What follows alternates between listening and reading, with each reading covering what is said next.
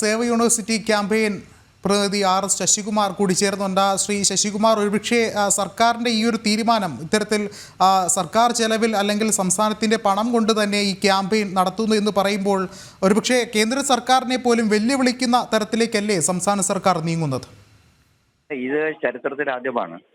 ഇത് കേന്ദ്ര സർക്കാരായാലും സംസ്ഥാന സർക്കാരായാലും സർക്കാർ ഒരു പ്രോഗ്രാം നിശ്ചയിക്കുമ്പോൾ അല്ലെങ്കിൽ ഒരു ഉത്തരവിറക്കുമ്പോൾ അല്ലെങ്കിൽ ഒരു ഡ്രാഫ്റ്റ് റെഗുലേഷൻ നടപ്പിൽ അതിനെ എതിരെ സർക്കാർ, കേന്ദ്ര സർക്കാരിനെതിരെ സംസ്ഥാനമായാലും സംസ്ഥാന സർക്കാരിനെതിരെ സംസ്ഥാന സർക്കാരിന് താഴെയുള്ള യൂണിവേഴ്സിറ്റികളായാലും എതിരായിട്ടൊരു തീരുമാനം എടുക്കാൻ പാടില്ല. അത് ഔദ്യോഗികമായി പൊളിറ്റിക്കലായിട്ട് തീരുമാനമെടുക്കാം.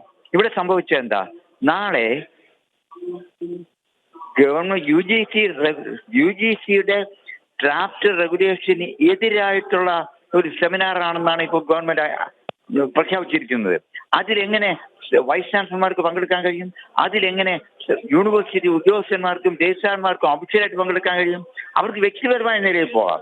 ഇത് യൂണിവേഴ്സിറ്റിയുടെ ചെലവിൽ ഇവർ വന്ന് കേന്ദ്ര സർക്കാരിനെതിരായിട്ടുള്ള ഒരു സെമിനാറിൽ പങ്കെടുക്കണമെന്ന് പറയുന്നത് ഇത് ചരിത്രത്തിൽ ആദ്യമാണ്.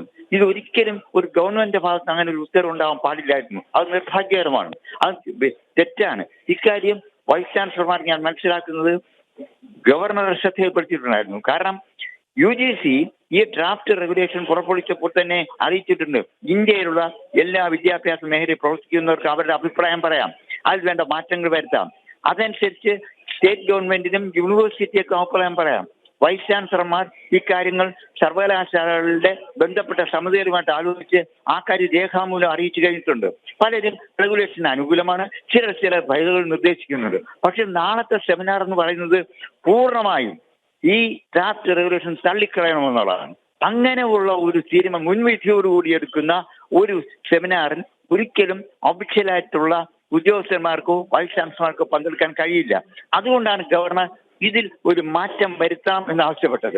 അത് അംഗീകരിക്കാമെന്ന് മുഖ്യമന്ത്രിയും ഞാൻ മനസ്സിലാക്കുന്നത് ഉന്നത വിദ്യാഭ്യാസ സെക്രട്ടറി സമ്മതിച്ചെങ്കിലും ദൗർഭാഗ്യകരമെന്ന് പറയട്ടെ, പാർട്ടി തലത്തിലുള്ള തീരുമാനം ഗവർണറുടെ ആ നിർദ്ദേശം തള്ളിക്കളയണമെന്നുള്ളതാണ്. ഇങ്ങനെ ഒരു അവസ്ഥ കേരളത്തിൽ ഉണ്ടാകുന്നത് ആദ്യമായിട്ടാണ്. ഇത് തീർച്ചയായിട്ടും ഭരണഘടനാ വിരുദ്ധമായ നടപടിയാണ് സെക്രട്ടറിയുടെ ഭാഗത്തു നിന്നും മുഖ്യമന്ത്രിയുടെ ഭാഗത്തു നിന്നും ഉണ്ടായിരിക്കുന്നത്. വളരെയധികം നന്ദി RS ശശികുമാർ പ്രതികരിച്ചതിനായി.